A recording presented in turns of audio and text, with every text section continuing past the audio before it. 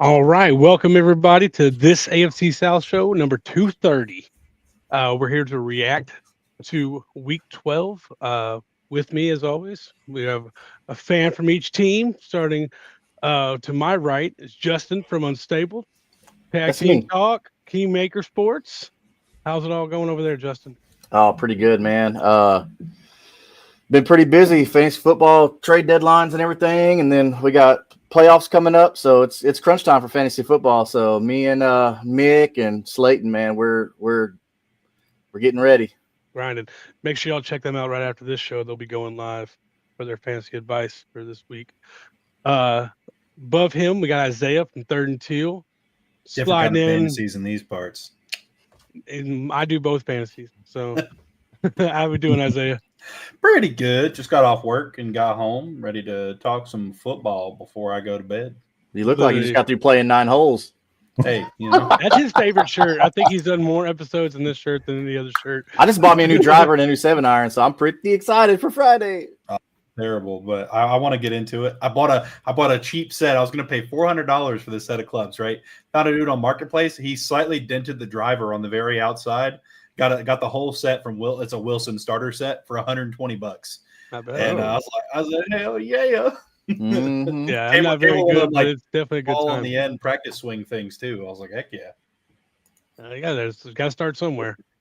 Above me, we got Pac-Man King Freestyle, aka Chris, part of that Real Texans team pod. How we doing, Chris?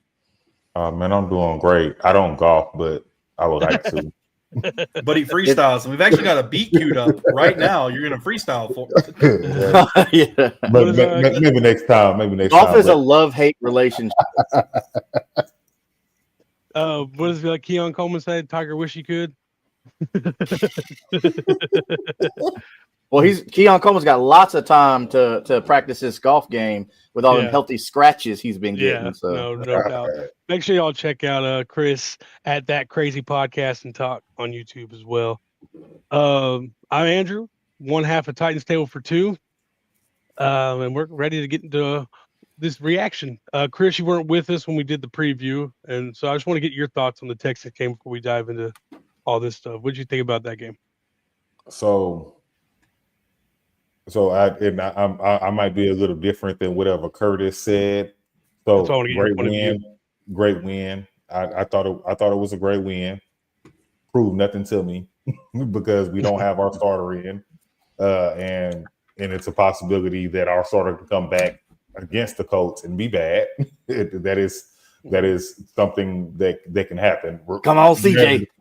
We're not even talking about winning or losing. We're just talking about he could come and be bad. But we haven't seen him. We're not really sure what's going on there. But otherwise, I thought it was a great win. Davis Mills, he played okay. He had the drive with the whole quarter against Jacksonville, a game that I really wasn't paying too much attention to because, and I'm going to be honest to the beginning, because I didn't think the Davis Mills would have beat them. Forget the fourth quarter. I didn't think, and then it just started terrible for him. But Davis Mills has played 3 good quarters of football, one in each game, in my opinion. And it was just enough for the wins that were needed but other than that, I mean, I'm happy that feel like got a chance for the playoffs. That's all. I mean, right now it's excitement, gonna see if can scare Daniel Jones a little bit. But other than that, I'm happy. Hey, win's a win, right? I think this question is for Isaiah and Justin. How long you are together in love? You know it's for me and you, baby. Don't try to come to Justin. All right, Justin, what do you? Me and Isaiah spoke on this game already. So, did you have any thoughts on this Bills Texans game? So I went into this saying that as long as the Houston defense, which the Houston defense has shown that they are elite. It doesn't matter what this offense looks like. The Houston defense is elite, and as long as D'Amico, which I've said plenty of times, I believe in D'Amico Ryans. Dude, I said as long as they could contain Josh Allen, they have a chance to win the game. I did not think they would win the game, but they did all the right things. They contained Josh Allen. They pressured him. we know that Josh Allen is not known for his passing prowess. He passes because he has to sometimes, but he's not known for it.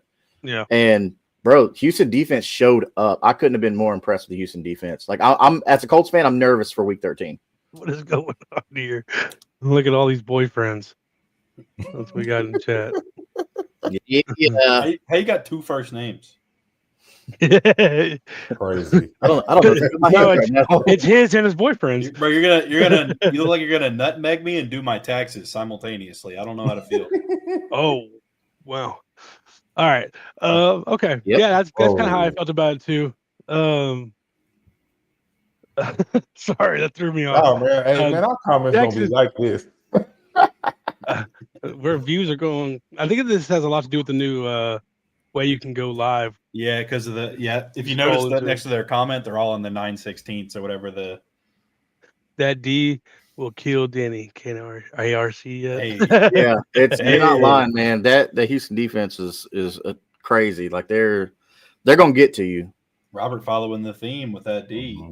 Yeah, like you got Will Anderson like playing like a defensive player of the year, and then Donnell Hunter just elite pass rusher. It's crazy what they're doing in Houston, man. Mm-hmm. On defense, let me be clear on defense. Yeah, Thank you for being clear, because I would have corrected you. I like to be unbiased and stuff like that. So because the offense has not been good at all these 3 games. Once again, Davis Mills has had 3 good quarters. He comes in and he throws a pretty pass. You'd be like, man, this man could be a starter in the NFL. And then he's throwing passes that are hitting players in the back of the helmet that are wide open. Rephrase, hitting defenders in the back of the helmet because he has the right idea. The defender has his back to you. Throw the ball. He has the right idea. It's just not going the right place. Yeah, correct, for sure. That's it. All right, well, we'll go. I guess the worst loss would be the Titans. So, what do you know? I'm going first. Shocker. This was a little bit of a different game for us. I mean, although the rookies were the ones that stood out on offense, they were the better part of the team this week, and the defense didn't really hold up what they've been doing. JSN has been did what he didn't do all year: 8 catches, 167 yards, 2 touchdowns. That dude is an absolute monster. They ran the roll pretty efficiently. They don't, the 2 running backs 17 times, but they got over 100. Charbonnet got in the end zone. We only got to Darnold once, which was great. Sucked. But our special team stepped up with Chim taking another punt return back for a touchdown. I think he's squarely in the driver's seat to be an all-pro and pro bowler at the returner position. But he's shown up more on offense as well when he caught a touchdown. In 5 catches. Gunnar Helm had his kind of like a breakout game. He led the team in receiving. So that was good to see. And Restrepo got his first chance. And he got a couple. He had 6 targets, a couple catches. It's about time, man. I like Restrepo. I do too. And you could see this is Cam's best game for sure. And almost like, he felt a little more confident having his guy out there with him or something. He's been slowly getting better and better. And this was definitely his best game. It was 28 for 42, 256 yards, a touchdown, no picks. He also ran the ball 37 yards and another touchdown. So definitely his best game, spreading the ball around. And that's really what you want to see. You guys saw a lot of fight in the team, made a late push, only lost by 6 against one of the better teams in the league. The Seahawks are sneakily a Super Bowl contender. The thing is, they're going to have a hard time winning that division just because the Rams are so dang good. But the Seahawks are really good, and Darnold hasn't fallen off after leaving Minnesota. So, I mean, for me, it's a quality. We've had 3 straight quality losses where Cam's looked better and better each week. You saw a fight in the team, but you lost, and you didn't lose your draft position. So that's how I mean, honestly, that's what I want to see every week is Cam getting better, fighting the team, nobody giving up, and losing. Happy Thanksgiving, Mila. But yeah, so Chris, what do you think about this game? So I only caught pieces of this game, but what I will say, number 1, Cam Ward is getting better, and number 2, think about it like this: I'm going to use the example of the New England Patriots. Not saying that this is what's going to happen, but the New England Patriots, they were bad last year. Mm. But you saw flashes from Drake May. You saw him getting better and better, but they were losing. But they were a real tough, strong team. And I know you guys are looking for a coach. You guys get the right coach in there with the right, what is the word I'm trying to? Mentality. There you go. You get them in there and just change the whole culture of the team, because just literally change the whole culture of the team. And hey, you know, and I'm just saying the Patriots right now is a team to look at. I understand you're going to have an easy schedule next year. You want to keep losing, you're going to have the last place schedule. Patriots weren't they last place last year? I want to believe. Yeah. They picked fifth, I think, or something. Was there fifth? Well, I'm just in their divisions because they'll get a last place schedule anyway. Yeah, they were last. Yeah. Well, yeah, so, they have the easiest schedule in the league right now. That's so that's what everybody keeps coming with is, yeah, they're 10-2 or 9, whatever they are, but they've had the 9-2, but they've had the easiest schedule in the league. But which they have. I mean, the team that they shouldn't have lost to, what they lost to, was the Raiders, who everybody's getting breaks off of. Except for us. But that was the first. That was the first game. You don't count that. But I say look at that.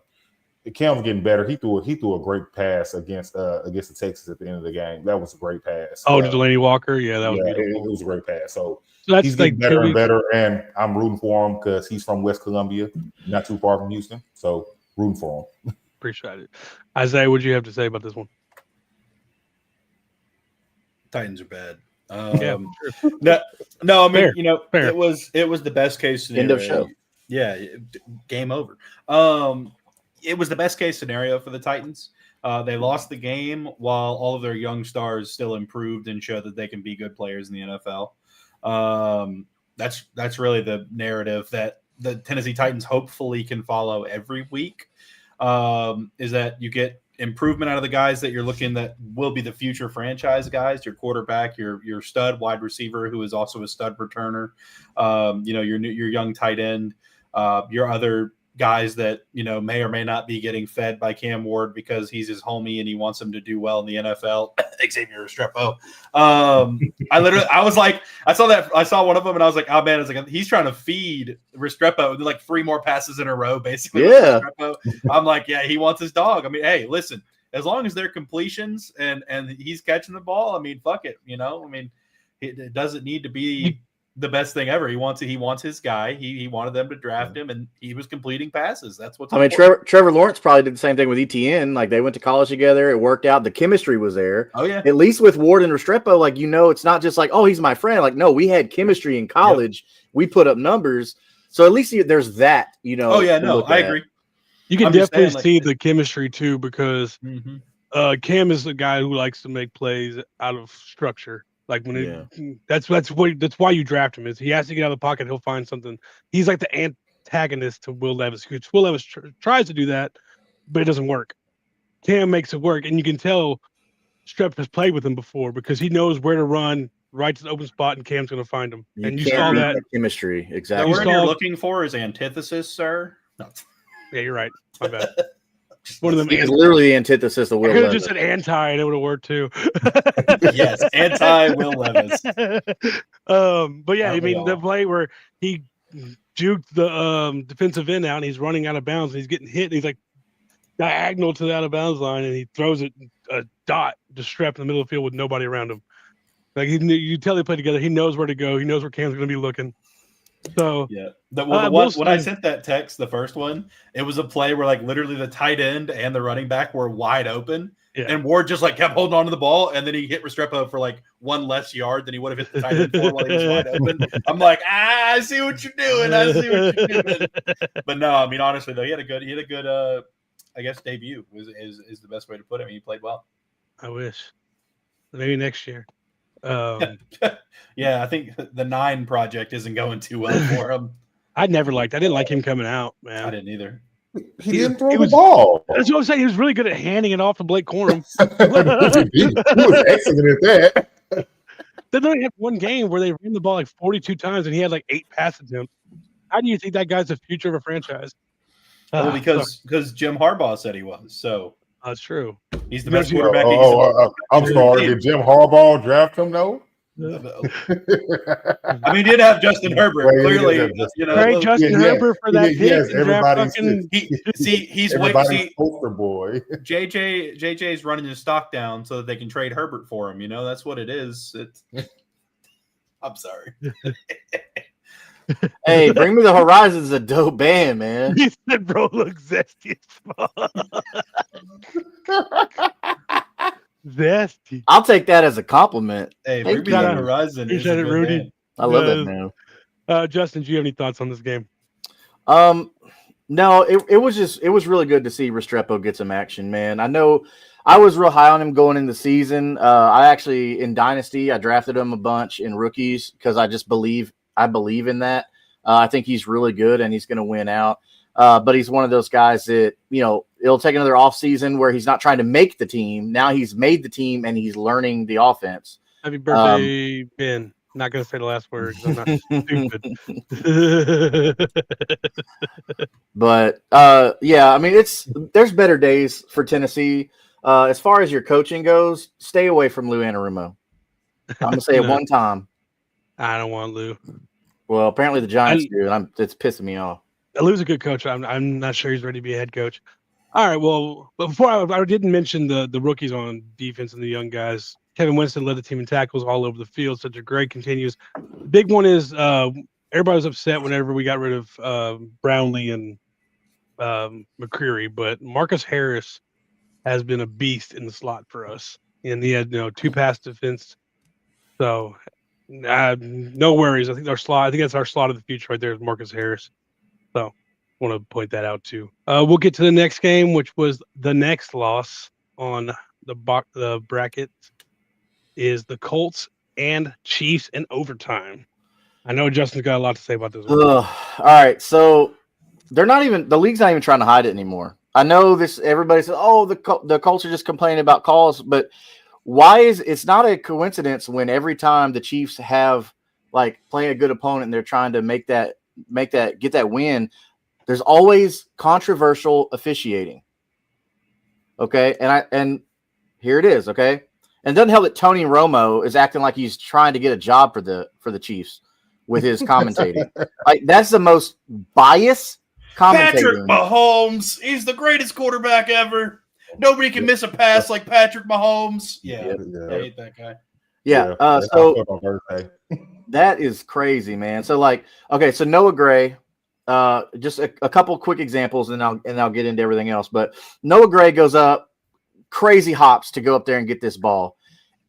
Doesn't come down with it. The ball clearly hits the turf. He doesn't have possession of it and everything like that. Even when they show the one angle on replay, which they only showed one time, right? So they showed the one angle where the ball hits the ground. He doesn't have possession of it towards the end, right? But they still call it a catch. So this is crazy. And even I want to say not Tony Romo, but whoever he was with, they were like, "Yeah, this should be overturned." And Romo's like, "No, that's a catch, and whatever." So anyway, and then the other one that was weird is on Grover Stewart, where he got called for roughing the passer on Patrick Mahomes when it was like a split second. He already was in motion to make the tackle. Patrick Mahomes just being super freak athletic. Patrick Mahomes gets rid of the ball, very very good. So that props to him on that. But you already started the process of making the tackle, and they call him. There wasn't a low hit on that one. Now he was low hit earlier in the game, but on that one he wasn't hit low or anything. It was just a clean tackle from the side by Grove. But just weird calls like that. It's crazy. So the league doesn't even care anymore. Like it's obvious and they don't even care anymore. But anyway, so the Colts did lose to the Chiefs. I did not think that we were going to win this one. But was it Jason because of having to cover he ain't a real man to begin with? Yo, yeah, bro.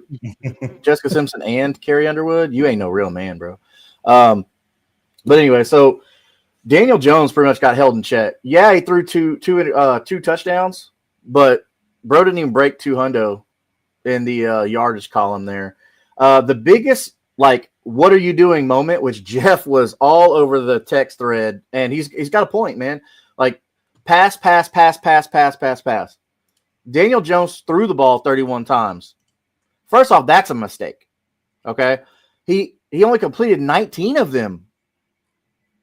So you already exceeded the mark of how many pass attempts that Daniel Jones should make. The biggest eye opener here that's like, Shane, what are you doing? That he likes to do this against big time teams. I don't know why he likes to change up his game plan. Is he went away from the run game. He only handed the ball off to JT 16 times. 16 times. The best running back in the league, bro, and 16 times, only for 58 yards and no touchdown on it. So none of those 16 touches amounted to anything that helped the team. I mean, Patrick Mahomes and Kareem Hunt out there, man, they're tearing it up. I mean, Patrick Mahomes had 352 yards, but no touchdowns, though. The Colts defense actually played pretty good, contrary to what the score says. So I was pretty happy about that. I didn't expect it to be that close, but I also didn't expect Shane Steichen to just go away from the run game completely. Didn't see that coming. I thought he would have learned his lesson after the whole Steelers debacle and let's get back on track, but no.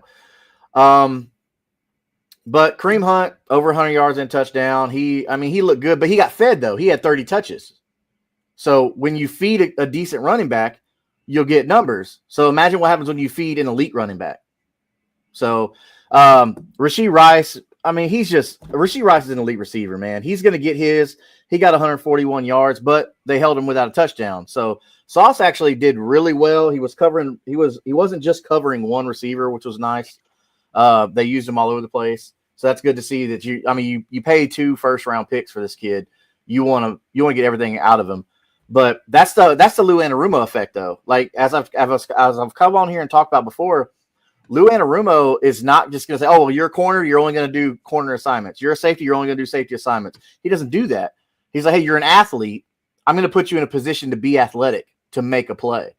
And I like the fact that you just gave such a good defensive coordinator, a very underrated, come to find out, very underrated defensive coordinator, Lou Anarumo, an elite piece in Sauce Gardner. Jermaine Pratt, who we recently acquired a couple weeks ago, he had 20 freaking tackles, dude. 20 tackles, 15 of them solo. This is like that play that last year, how was it? What was the kid with the long hair? Stewart. Remember him? He had that game where he had like just 20-something tackles or whatever. Anyway, so he's not on the team anymore. Go figure. But anyway, so Latu, tip pass, interception. That was all. He actually leads the Colts in interceptions with 3. Our pass rusher leads our team in interceptions. But with any luck, CJ Stroud will throw a couple to Sauce Gardner next week. We'll see. But they got 11 hits, 11 QB hits. Amir Abdullah did everything he could to set the Colts up into good field position, especially after Ashton Dulin went out with an injury. So, which is going to hurt a lot because Ashton Dulin has done a lot for this offense from the special team side of the ball. Because Ashton Dulin just seems to find ways to get 30, 35 yards a clip every return. And Amir Abdullah came out there and did his best Dulin and got 106 return yards on the day. So that was pretty good. Really the Chiefs on the ground, they did good, but they didn't see the end zone but one time. All their points came from field goals pretty much. You had Harrison Butker out there, seemed like every time. He went 5 for 5. So, I'm happy with that. But if you don't score points in the fourth quarter or in overtime, bro, you're just asking for a loss. A game where the Colts could have beat the Chiefs. Like, they had it within reach. And you went out there and, with the help of the refs, let's be real, because the league's not even hiding it anymore. So you can't even say, like, it's just, you can't say that, but whatever, it's not the refs. Like, yes, it is. Like, there's analysts on TV on your favorite channel that are saying, like, the refs are favoring the Chiefs. But look, the Chiefs are the face of the NFL right now. Like, Patrick Mahomes brings in ticket sales. So it's going to happen. They did it with Brady. Heck, they even did it with Manning. So they do it with LeBron because they know LeBron puts butts in the seats. They did it with Jordan sometimes. They did it with like all the big name guys. That's just how it goes. It's a business. But no, it's didn't expect the win, but it's sad to see that they kind of let it through their grip by going away from a successful game plan that we've talked about here on the show before and run the ball and then let Daniel Jones pass to the open guy. So yeah, they definitely didn't run the ball enough. Time of possession was a massive discrepancy in this game. I think the Chiefs had the ball for like 20 more minutes than the Colts did. That's never 17. ran like twice as many plays. But the Colts defense really, I mean, honestly, did their thing. Like you said, like it was like 5 field goals and a touchdown. Like yeah, you feel good about that, you know. yeah. So I didn't go your way this time. Went to overtime with some questionable calls. I think honestly, you feel not. We never feel good about a loss when you're in y'all's position. In my position, it's a little different. But This loss definitely tightened up that AFC South race, though, for sure. Yeah. Before we go to your guys' opinions, I want to answer Rudy's question. I think Williams has a lot of traits, and I think he's getting better for sure. And I think having Ben Johnson there is only going to help him. Like And it helped I Jared think they're Goff. playing a last place schedule. Yeah, I mean, yeah, they're not. They have an easy schedule. But I mean, like we've seen here, every win's tough in the NFL. So I don't blame the Patriots or them. But I do think Caleb has played better this year than he has last year. Mm-hmm. Oh, Yeah, they're doing what they're supposed to do with the easy schedule. I'm not mad at them. You're supposed to beat the dog. You need to be the brakes off these teams when you're playing them. So I'm not mad at them because the Patriots, when they are playing a team that's not a winning team, they're beating the brakes off of them like they're supposed to. So I'm not mad at them at all. Yeah. But Chris, do you have any thoughts on this game? Okay, so yeah, I saw a lot more of this game because I was curious. Now, me, once again, others won't agree with me. I wanted the Colts to win. My dog. I wanted the Colts to win this game.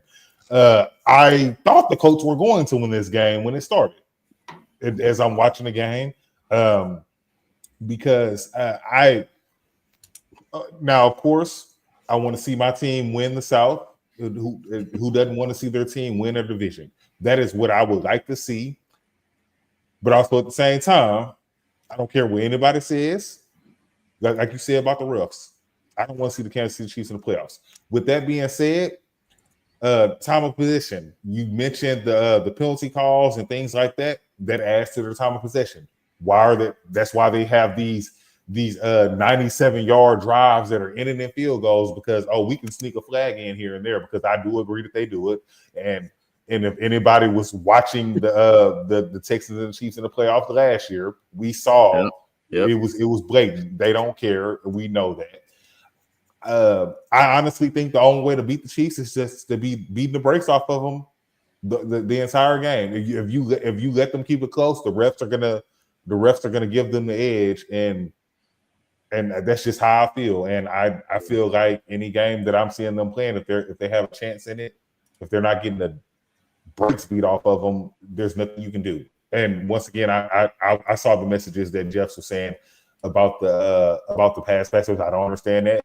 Why are you doing that with Daniel Jones? I don't understand. You got Jonathan Taylor.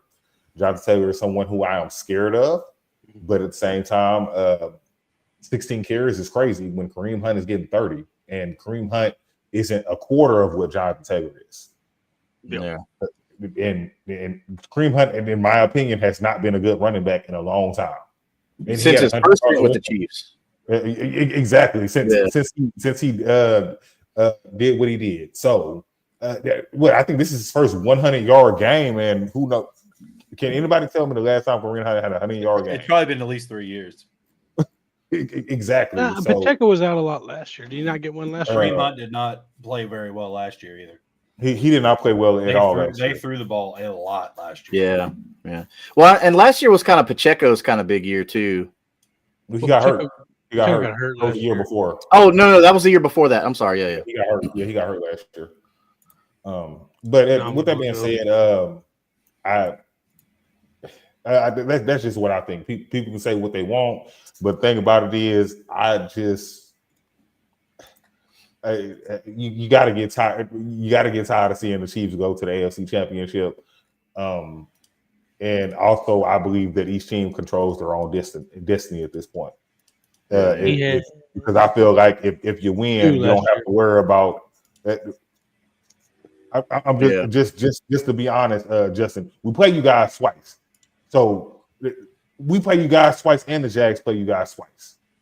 So my whole thing is we got to be worried about beating the Colts, not worry about them losing. We got to worry about beating them also. Yeah. And we got to worry about winning our game. So and like I say, at the same time, hate that you guys lost because I don't want to see the Chiefs. But looking forward to Sunday. Yeah, it's gonna be fun, bro. Yeah. Before we go to Isaiah, Kareem Hunt had 200-yard rushing games last year. Oh my God! Seriously? Okay. Yeah. Isaiah, what'd you think about this game? Yeah, so I think that, and this is going to sound crazy, but it's not for anybody that actually watches football in the last 10 years. I think if Jacksonville and the Colts switched games for when we played the Chiefs, the Colts beat them.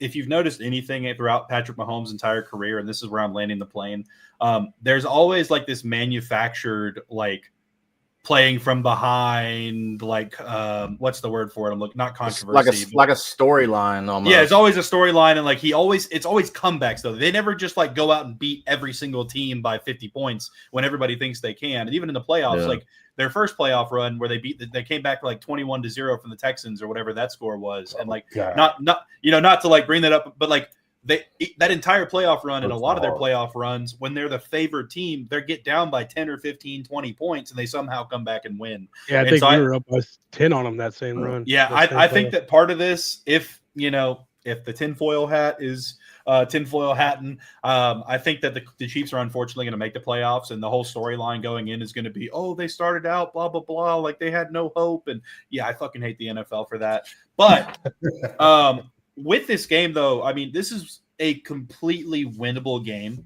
for the Colts if they just give the ball to the best running back in the NFL. I mean, I know we're just beating a dead horse at this point, but like, even Jacksonville the past couple of games has run the ball over 40 times. Now, it hasn't been ETN every time, but ETN's not Jonathan Taylor. He's not a bell cow back. He's a good NFL back, but he's not number one or number two in the NFL at what? Jonathan Taylor's 6 foot, 230 pounds, and runs a 4.4. Like, I mean, the dude is built to carry the ball, 25 plus times a game.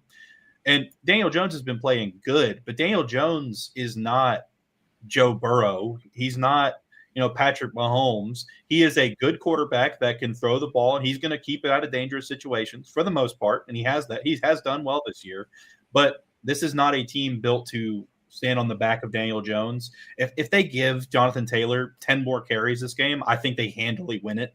No issues. But yeah, I mean, the refs, man, like the Danny Gray catch, I saw that one. I didn't see an angle that showed where it hit the ground. I saw one where it looked like it may have, but I wasn't watching. I only saw a replay. That's because they only showed that angle one time. Yeah, so it was the down the sideline view. They only showed the one time, and it showed the ball hitting the ground. They never showed that angle again. So I haven't seen that one. And like, okay, it should have been overturned, but like the roughing the passer calls, man, I mean, atrocious. But like even the whole NFL has been bad this year out of nowhere. Because like at the beginning of the year, it felt like nobody was getting called. Yeah. And then here down the stretch, it feels like every single game there's a roughing the passer that like everyone, the announcers, the players, everyone's like, what happened? Like, why is this roughing the passer? And of course, it comes in inopportune times and helps the Chiefs win a football game. But I mean, that's something that we've seen for years now. Other teams, not so much. It's always been them. They always get the calls. Everybody's always talking about it. That's really all I'm going to do. I'm just going to keep it short there. I know I yapped a little bit, but that's really what I've got. And I know we got Jacksonville to talk about still, but that's going to be quick for me. I ain't got much to say. Johnny James good, or is it strictly nepotism? I think Ronnie James can be good. Nepotism. I think him getting drafted was nepotism, but I think he's good enough to be a two-way player in the NBA. Drafted that high.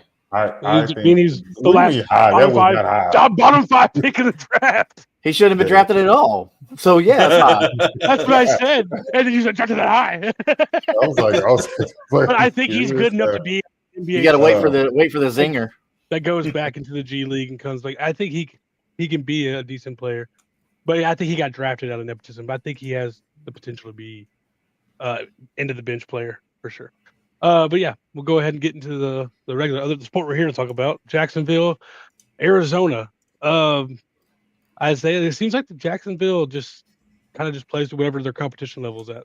Cardiac cats, baby. No, I mean, again, this is a game, and I said this in the preview. I said this in the reaction. Like, this is not a game where I felt super confident going in. Like Jacksonville is just going to do exactly what they did to the Chargers against the Cardinals. And I knew this was, I mean, it was almost like a trap game, but not really, because we really haven't played that great this season. Overall, though, I mean, the Trevor Lawrence hate, I think it's a little off the rails. Yeah, he had 3 interceptions, but he's 2-0 in games where he has at least 4 turnovers. So, let's go, baby. No, but the first one, I think the big problem, though, is like the first one, Calais Campbell tipped it at the line, and like nobody wants to admit that Calais Campbell tipped the ball at the line. Like, okay, you have a tip pass, it's picked, whatever. Like, it is what it is. The second one, bonehead. I mean, he did not see the linebacker fake the drop out to the flat and go over the middle. Boneheaded throw over the middle. It was a great play by the linebacker, but definitely one that he should have held on to. The third one, I mean, even the announcers, which never happens, were like, oh, man, like, you wouldn't expect somebody to actually be able to make that play. Buda Baker had a nice diving pick. Like, bonehead, can't throw that ball there. But overall, though, I mean, he did enough to win us the game. And then I think that part of the issue with Jacksonville right now is we have a coaching staff, a young coaching staff, and Liam Cohen, head coach, coaching staff, whatever. He has a rotational issue. I think that's something that he's got to figure out as he goes down the stretch, because like we had a dropped touchdown on that last drive to Quentin Morris, who's our 4th tight end. Why was tight end 1, 2, or 3 not in? Why was tight end 4 in? And then it's third and 4. And we put in our 3rd string rookie running back, LaQuinn Allen Jr., when Etienne and Tootin hadn't even run that much then. Like, why are we putting in these guys in situations where we should have our best guy on the field? And then on 4th and 1, like we run the ball again after it just didn't work the last play to the exact same spot. Like, I think that there's still a development there, both on the players and the coaching side. Now, Liam Cohen's never going to, the players suck, blah, blah, blah. Like, we've got to be better as coaches. He's always saying we got to be better as coaches. There was a play to Tim Patrick where Tim Patrick was wide fucking open because of busted coverage, but there was a safety over the top. So Trevor threw a back shoulder pass, and Tim Patrick should have been looking for it, but also Trevor put the ball a little bit more down the field. I get it. But if he puts it a little more down the field and Tim Patrick gets lit up by the safety, then we're back in the hospital ball narrative, whatever. Parker Washington took a big-ass shot over the middle. That one was bad. I will admit. But overall, I don't think this game really changed my opinion of the Jaguars. I do think we make the playoffs, and I've said that. I think that we're in a very good position to make the play. I mean, considering we're 7-4 right now, we still have to play the Jets and the Titans twice, and we still have to play the Colts twice. Yeah, I know, right? The Colts twice, once in Jacksonville. But that's more of a historical thing. Like, we just normally play better in Jacksonville. But down the stretch, I mean, even if we win just those 3 games, we beat the Jets and the Titans twice. We're 10 wins. We're getting in the playoffs. And also too, the Texans, are hot on our trails right now at 1 loss behind us. A big one could be the Chiefs game this weekend. If they lose that game, then we keep the head-to-head against both the Colts and the Texans versus the Chiefs. But it's going to be a tough one. I think this race is going to come down to 1 or 2 wins between all 3 teams. And I mean, there could be a chance we have 3 teams in the playoffs. I'm not gonna rule that out. But overall, though, I mean, this Cardinals game just told me what I already knew. Jacksonville's a roller coaster ride. Trevor Lawrence, first year in the system. Our offensive line is still not fixed. We still have 2 of the worst safeties in the NFL starting, and we're down to corner 5 and 6. It's kind of hard to be super successful on defense and hold guys when you're doing that. But overall, I mean, it's a win. I'm going to take a win no matter how we get it. And at the end of the day, the NFL is a hard league to win in. And hopefully we can move on to next week and do the same. But, I mean, overall, it's just going to be continuing to try and go out there and win games. Heck yeah.